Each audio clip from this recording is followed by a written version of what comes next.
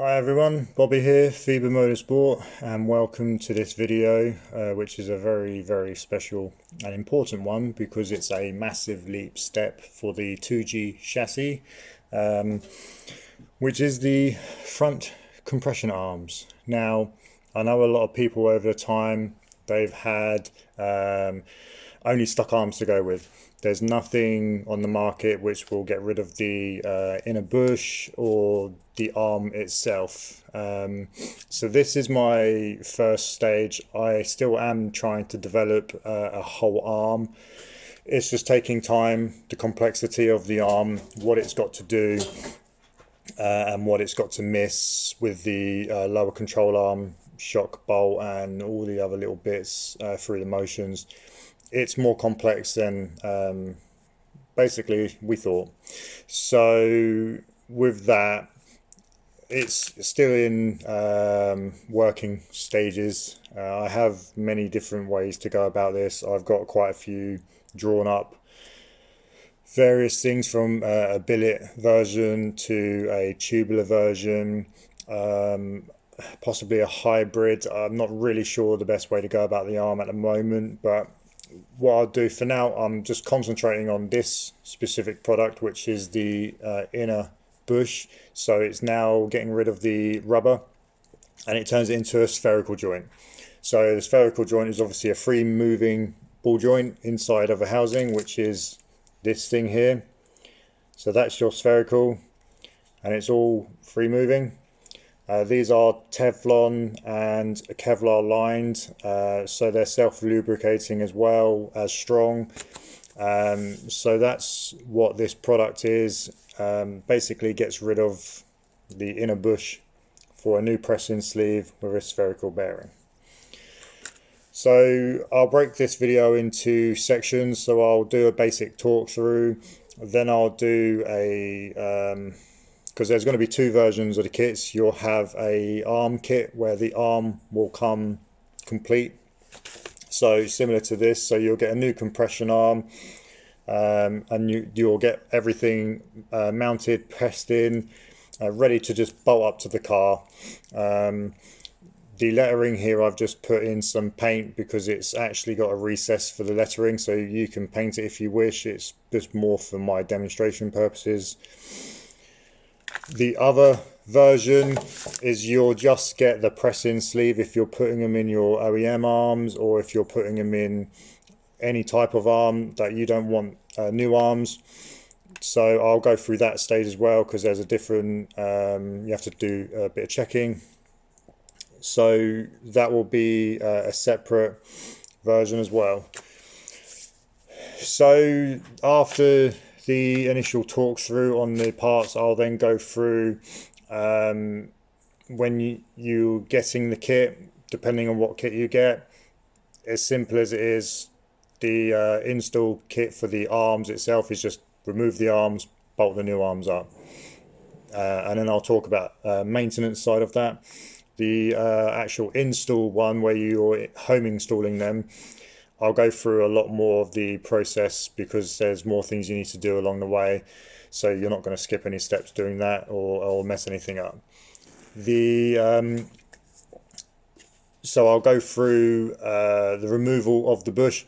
I'll go through the install side of the bush and just show you how I do it, how it really should be done based on what I've found and what I know. So yeah, that's pretty much it.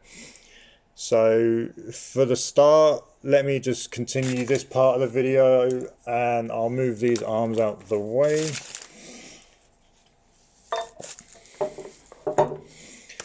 So what does the kit involve? What is the kit?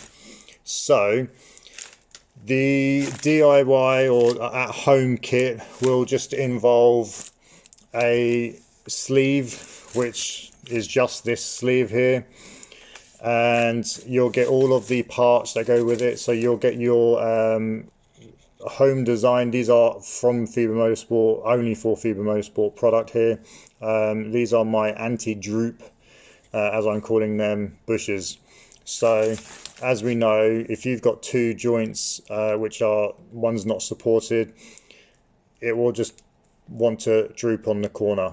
And because we've got a compression arm which is curved, obviously the offset weight is going to do that. So if you drive along, you're going to have a lot of bouncing, and we don't want that. So I came up with a solution. So I'm just going to use my printed sample, because the other ones are actually at plating, so I don't have a real one with me. So the theory is you put that in there, it slots in nicely, and then it stops it from pushing. You've got two of them, one either side, so you've got double the force. So it stops it from twisting sideways, but allows full motion in this way. You have some compression in the sides. It's not going to be a huge amount because we don't want it to be a huge amount. We need to limit the sideways motion. Up swiveling, no problem, because it's a round circle. In a round circle, it pivots. And then you've got your forward and backwards motion. As you're twisting the double ball joint, it will still allow it to twist. So the design has all been checked out just to make sure everything works. That's why I've got 3D printed parts, because everything has been checked out from first stage to initial mock-up, and then the final product. So on that front, I'll show you the individual parts separately, and then I'll go through the next stage of, if you got the DIY kit at home, then I will run down how it will come to you, and then go through that stage as well. So the sleeve itself is just a billet aluminum part, which is anodized for corrosion resistance, and it will be just nice looking long term. You're not going to get any surface oxidization. The last thing you want is surface oxidization, because not only will it cause problems as you're putting it in the metal sleeve as well of the arm, you can get cross contamination, which will then start eating away, and the last thing you want to do is have any of that causing any problems. So long-term protection for you, makes it look nice as well. And as I said, it's got recessed for the Fiber Motorsport, so if you wish to paint it, you can get one of them needle paints and just squirt it inside there, and you can just brighten that up if you want. The other thing obviously is your spherical bearing. So obviously these are high quality bearings. I use only good quality bearings. I don't use any cheap stuff. I won't use any of it in my products. There's no point. So only the best ones. Obviously Kevlar, Teflon line, so self-lubricating, high radial forces, just to make sure that everything lasts as long as possible. With the spherical bearing, obviously it's going to have a higher rate than rubber. It's a natural given, because it's now a solid force. It's going to give that force into the spherical bearing, so you've got no dampening on the rubber. So it is a wear item. People know this. I've put it in the description as well. So the bushes and the spherical bearing are technically a wear item product, so eventually they will need to be replaced. They're not going to last you forever. How long depends on the application. It could last you many years. I mean, I've still got some of the rod ends in my car which are still Kevlar, Teflon lined, and I've had them in since I think about 2016, 2017, and they're still good. Some others, they may do a lot more racing, they may do more autocross, and they may wear them out in 2 years, 3 years. It will vary. Bushes, don't know how long they're going to last. They are a nice solid TPU, so they're as strong as they're going to be. I opted for a stiffer version, not a soft rubber, because again, I didn't want them to flex too much and allow the arm to droop, and I wanted that support. So over periods of time, you just got to keep an eye on them and just check to make sure, but everything is replaceable. I can supply new sphericals. Obviously I'm only going to be able to supply these. Circlips, they're all going to be replaceable. There's no worries for, oh, I can't get another part anymore. They'll always be available for you, including if you need a new set of arms, because obviously the outer ball joint, that's not replaceable. So if you're replacing this in an older set of arms, the ball joint will eventually wear, so you'll be able to press this out if you're careful enough and then put it in a new set of arms, as long as the next step I'll talk to you about, but it's the bore size of the inner bush, because it may fluctuate depending on brands, and obviously how you press it out. If it pushes out the wrong way, you could expand it a bit. So with that, I'll jump back to all of the bits. So obviously we got the anti-droop bushes, which is got a recessed groove on the top, so it allows you to get your circlip, if I don't drop it, allows you to get your circlip in there, and allows these little tangs, as I'm going to call them, to go in nicely. They do work that way, they just touch a little bit, so I thought I'd make it just a little bit easier. And then all of your circlip groove, circlips, not the grooves. So you've got your main shaft circlip, so that will obviously go in after. You've got your two anti-droop retaining clips. You've got your spherical bearing retaining clip, and then you've got your outer retaining clip, which is just an added bit of strength support to stop it. Once it's pressed in, it's tight, but I wanted to just over design a bit, so it will, once it's over the sleeve, you'll then put that on it, and it is just an extra safety barrier, so it doesn't try and push out for any reason. I thought I'll over engineer that side of it just as a precaution. One never knows, might as well have it and not need it, and then it's not there and we needed it. So I decided to go that route for an extra bit of safety. So the DIY kits, they're for the people who want to put them in their own arms, or they may get new arms and put them in their new arms. So what will you get in that kit? Obviously it's a pair, so you're going to get a front set. You're not just getting one, the whole kit comes as a pair. How it will arrive will be slightly different than an arm kit, of course. The arm kit is essentially bolt on once what you've got. It's going to come pre-installed, pre-ready for you just to unbolt and bolt on. That's simple as it's going to get. The DIY kit will come with your spherical bearing already installed with the circlip. That's how that gets pressed in, because it just helps load the side, so when you push it in, it's got a bit of extra force, and it means that you don't have to potentially struggle trying to get the spherical bearing in, because as we know, it's a press fit, so it will ever so slightly want to just push in. And since the arms aren't milled straight, they're actually on a taper because they grip as they go down. We know that if you go in from one end, it's obviously going to be looser at the start and then it get tighter at the bottom, and if you're going from the other end, it'll be tight and then it will be loose at the other end. So that's the other reason why the bearing is installed. It will just help spread that as you push it in. You'll then get your anti-droop bushes, which will be separate. You'll then get all your circlips, which will again will be separate. We know your spherical bearing is going to be installed, and your shaft will be separate. Obviously the real one, not the fake plastic sample one.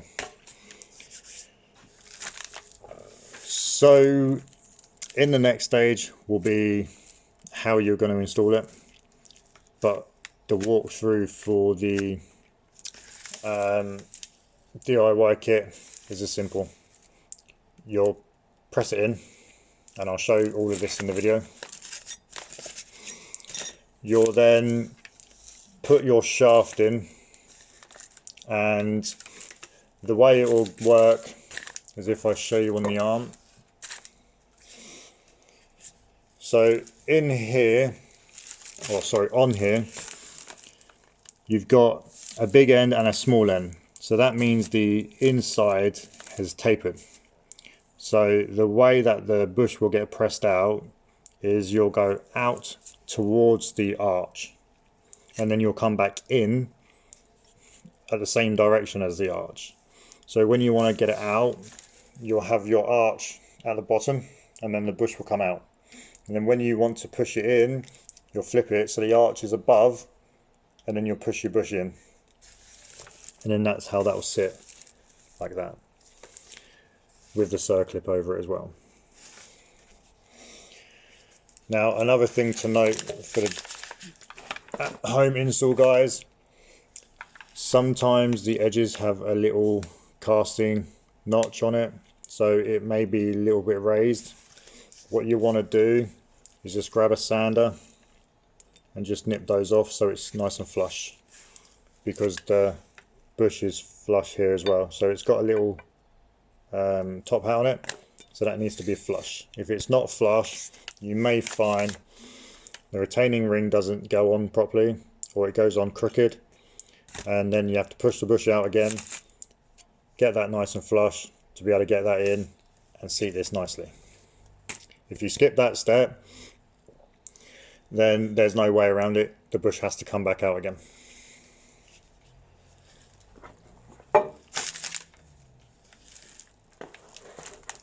So once the bush goes in, which I've decided to keep the lettering towards the back just to make it easier. That's just the way I plan to do it. It'd be more ideal if you do it that way, and then everything's going to be the same. You're not going to have any issues if you do put it the other way. I just decided to do it that way, and hopefully you'll all just do the same as well. So that essentially is the DIY at home kit, what you'll get and how you'll get it.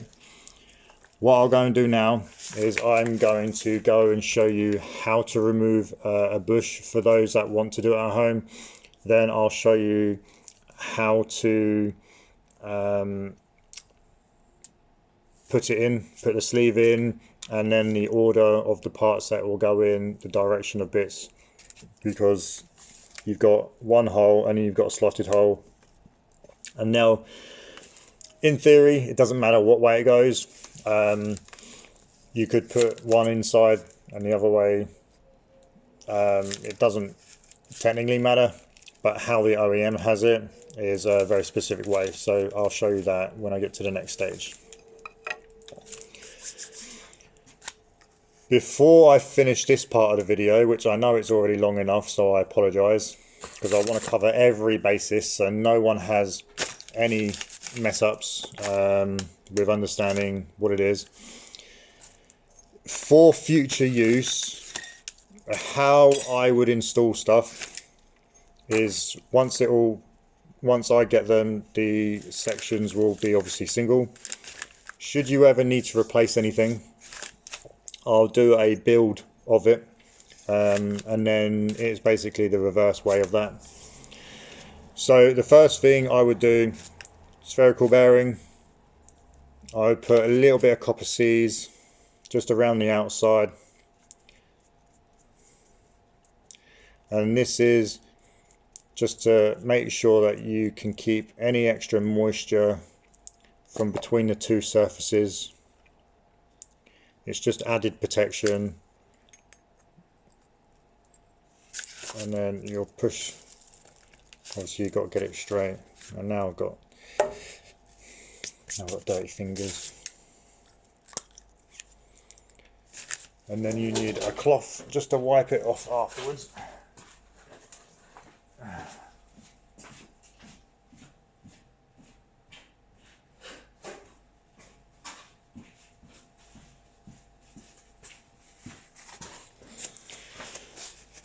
Bit of tissue on hand, that's what you need.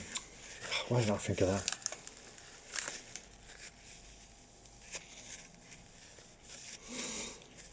So bit of copper season there, that will just give a bit of protection, and then you'll get your snap ring and whatever snap ring pliers you do use. Now, just to note, with the lettering, as I'd planned it to be on the back side of it, you want to have the gap side facing upwards, as in vertical from the car. So let's just say it's going to go in that direction.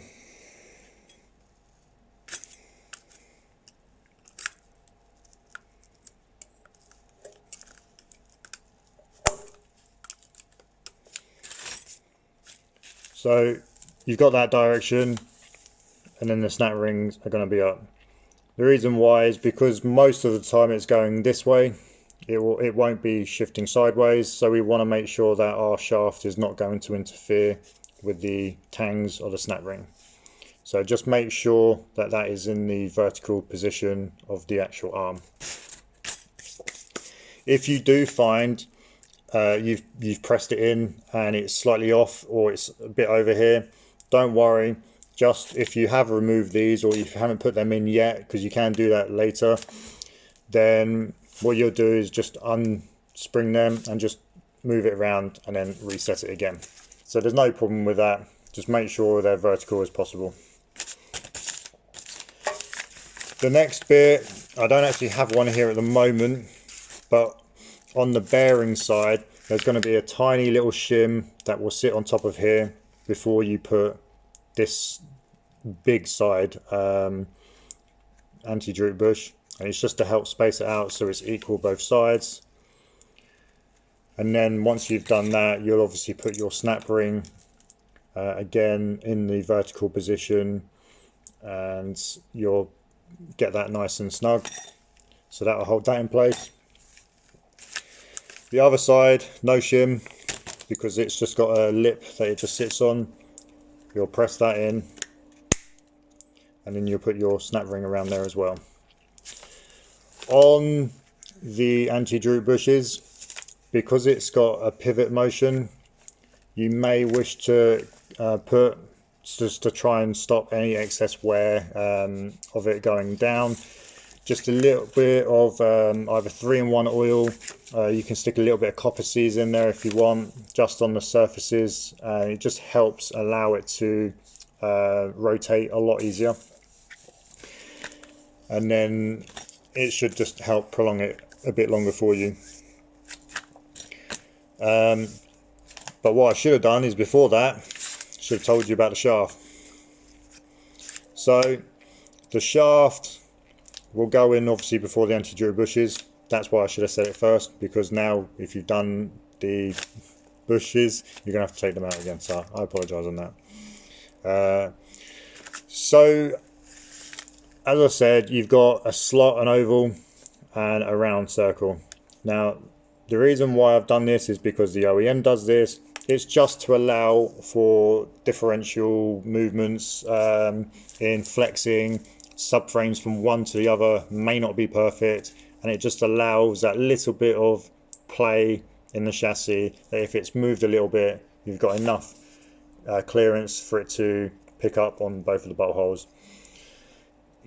To make sure that you've got them in two good locations, the subframe will have to be very rigid and non-flexible, and even then the mounting points on the chassis could also alter, so it just makes their life a lot easier. So I just mimicked it, because if I made it straight and then it's not going to fit on one, there's a problem. The shaft's really strong, and then you're going to have to start grinding stuff, and we don't want that. So it's made like an original one. And on that front, I'll go through the install side of it. So what you'll have is your arch here. So this will be for this is for the driver's side. So what you'll have is the slotted side facing outwards of the car, not in towards the engine, out towards the car. So it would go in that direction, like so. So then you got a slot on the outside, and that's how the OEM would be. And obviously it's you can flip it as well. So if you want more caster, like original would be, you'd have it that way. And if you want less caster for some reason, then you'll just bring it in and you'll also lose some caster. So that's the only part that's adjustable really easily, is you can just add and subtract your caster by a simple flip of the bearing. So that's the only part that you can adjust. Then once it's in, obviously you'll get your mini circlet again in the vertical position as it goes up, and then you'll get that on, and that's when you put the bushes in. So what I told you before is now when you put the bushes in. So that will just slide over the top there like so, and that's it. And then that gives you sideways motion, and then it will stop all of the up and down movement.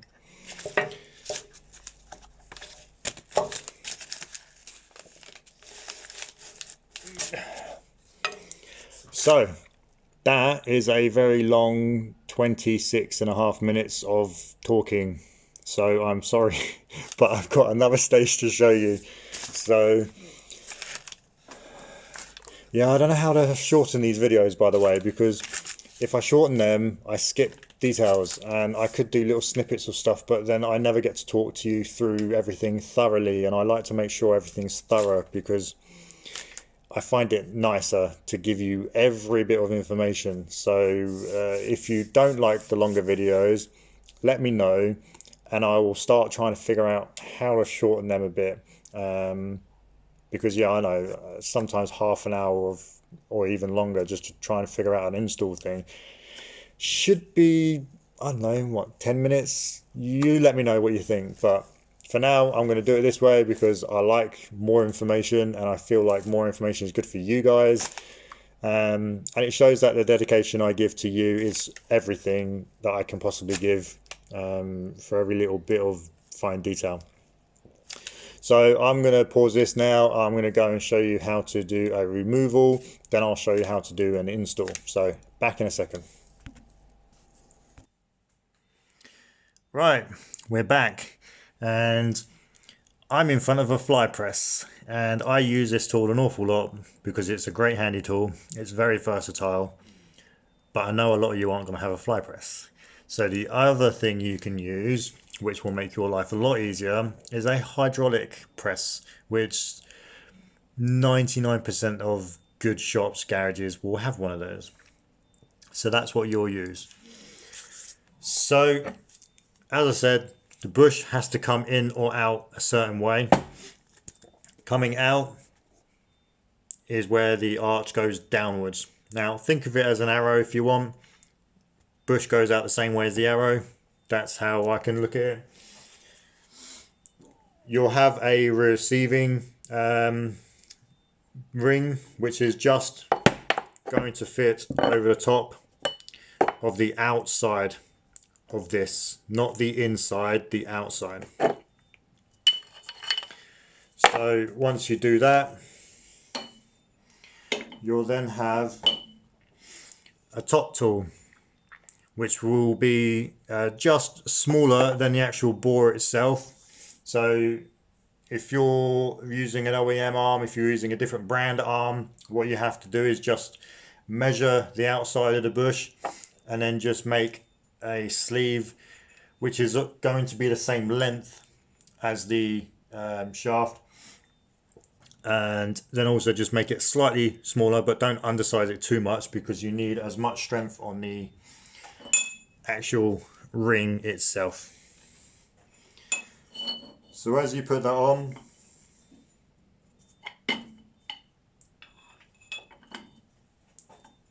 you'll line the two up.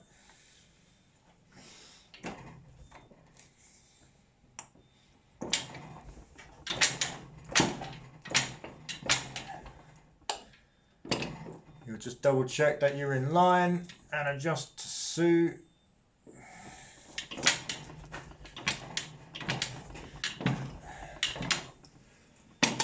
And then there you go, the bush is out. So then remove your sleeve, your bush is out, and then you're left with a gigantic hole.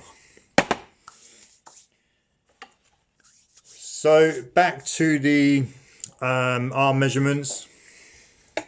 Now you can grab your calipers. Obviously I use millimeters here. We do use inches, but everything's been designed in millimeters, so I will work with that. So if you measure one side of it, you'll get, so for instance, this one is 56.3, and on the other side, we got 56.1. So as I said, it's got a taper to it, because as you're pushing it in, it just bites a bit better. It's the most logical way of doing things, just to give it a nice snug fit. So what you can do is, if you want to, you can mark down what side's the bigger side and what side's the smaller side. So because we know that this side's the bigger side, as I said to you before, the arrow is now up, or the arch is now up. That means that the sleeve will go in this position. So going from the top down. If your arm is slightly different, what you have to do is you have to measure the outside diameter of this, measure whatever arm you're using, and you'll have to potentially adjust this to suit. Now, if for some reason, and I've measured a few different arms, some non-OEM, 2 OEM ones, and all the ones I use, they are pretty close. The one that I have no idea what brand it is, it wasn't OEM, it's some other brand. It had a weird sized bush, which was slightly bigger, so you have to take that into consideration as well. Obviously I can't cater for every brand, and I'm not going to. I've worked based on the OEM and the ones I'm using, because they're the closest to an OEM in terms of strength I can get, which aren't almost discontinued in a sense. So though that's where I've worked with. If you got anything bigger, then unfortunately you're going to have to change the actual arm itself, or find one that has the appropriate sized bush, because aftermarket just kind of generally do what they want. There's no closeness to it. If they feel like that they want to make something 5-10 mil bigger for any reason, they'll just do it. There's no regulation for them not to. So you have to bear that in mind with a massive pot of salt. Aftermarket industry can be varied a lot. So if that happens, I can't obviously be held responsible for that arm itself. I've worked to what I do, and that's why I've offered 2 kits. So I'm not making you buy the arm kit.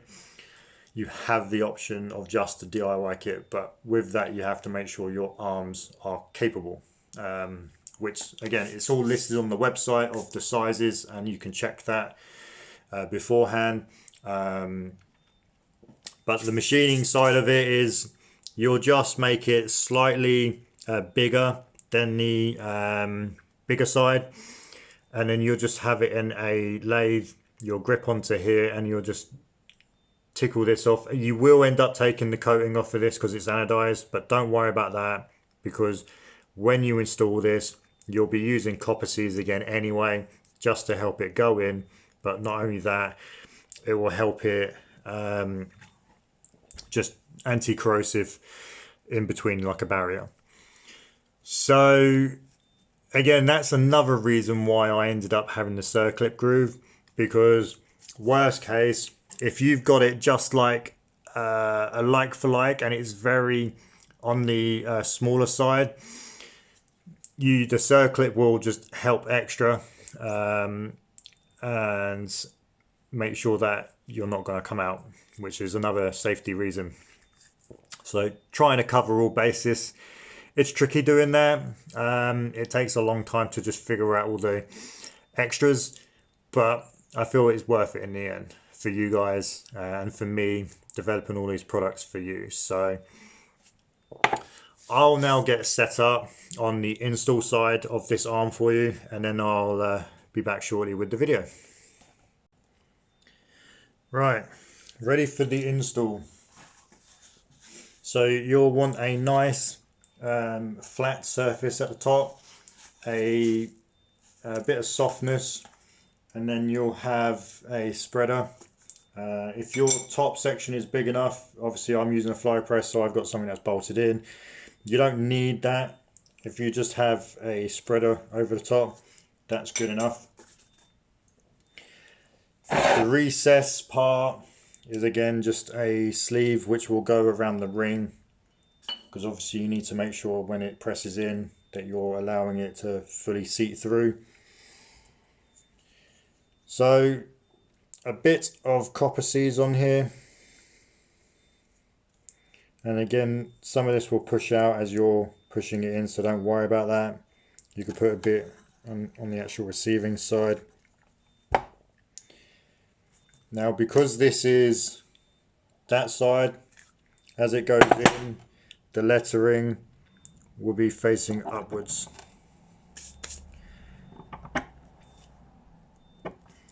So the lettering will be towards the back of the arm, like so. And then that means your retaining rings are vertical. But again, you can always twist that. There's no problem with doing that.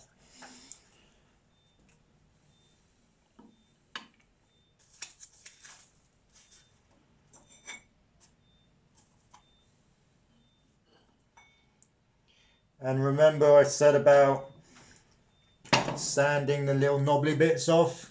Well, I'd already done that to this one, so it's already flush. And then you'll go and push that in, just so it pushes in nicely.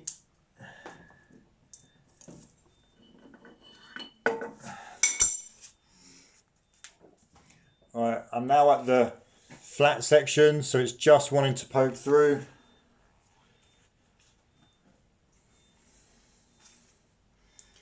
So all you'll do is make sure you line whatever recess you've got on it.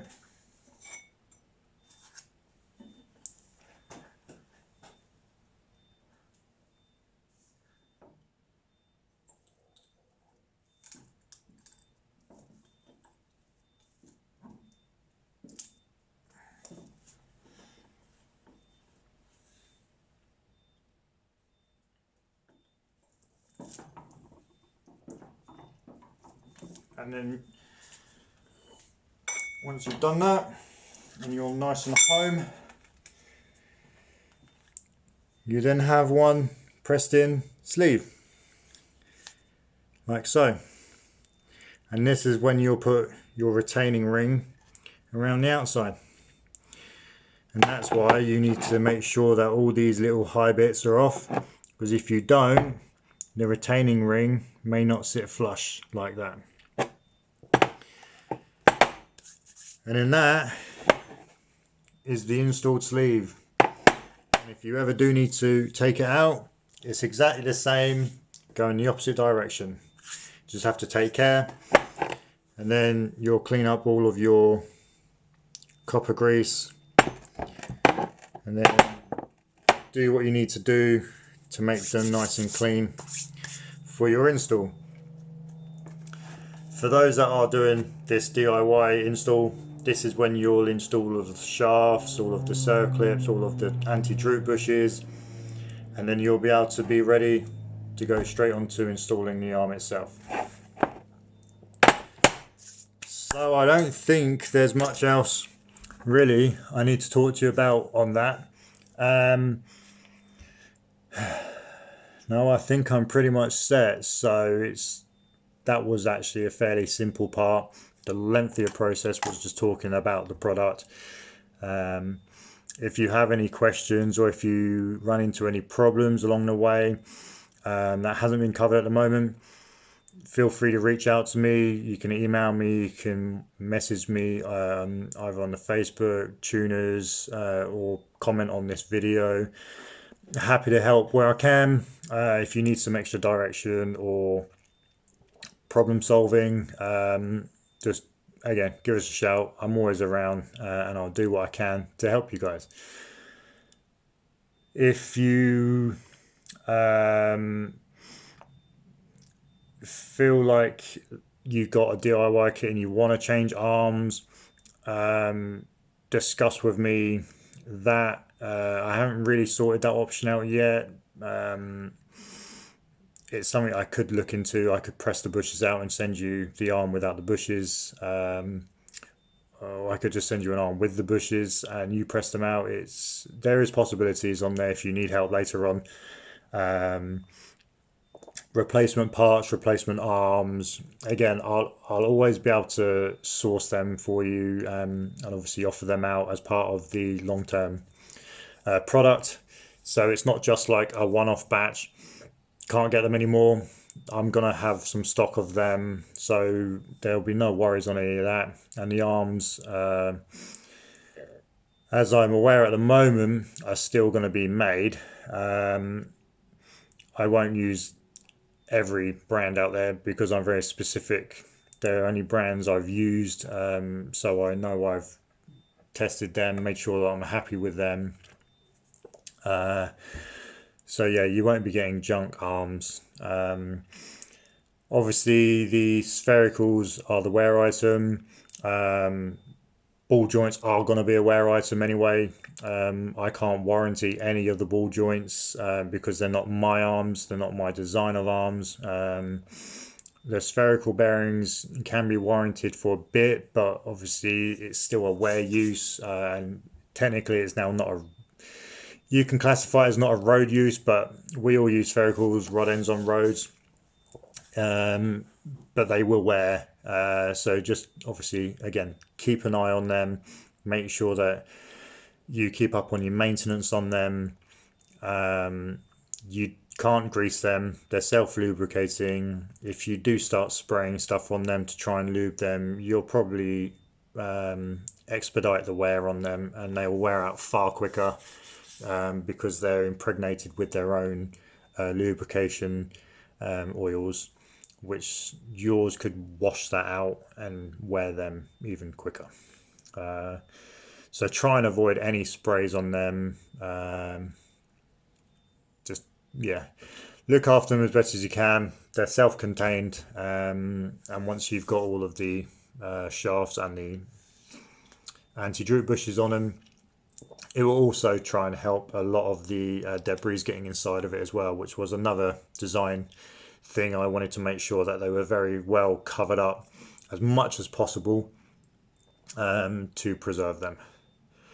So with that, I think I'll end the video here. Thankfully, you're probably bored already, but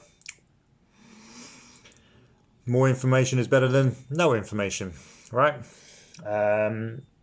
If you like the video, just keep watching for videos. I'm going to have various videos. I will start to expand a bit more into not just product installs and DIYs, but I'll try and do some more as I go. So yeah, so as always, just subscribe, like, comment, share them. Sharing is caring, right, as they say. As I'm trying to grow and expand, getting my products out there more will really help as well, showcasing to people who don't always get to see them. And if you do have install photos of any of my products, not just these off this video, I'm always happy to take them and I can showcase them as well. Or if you do post them up, don't forget to tag me.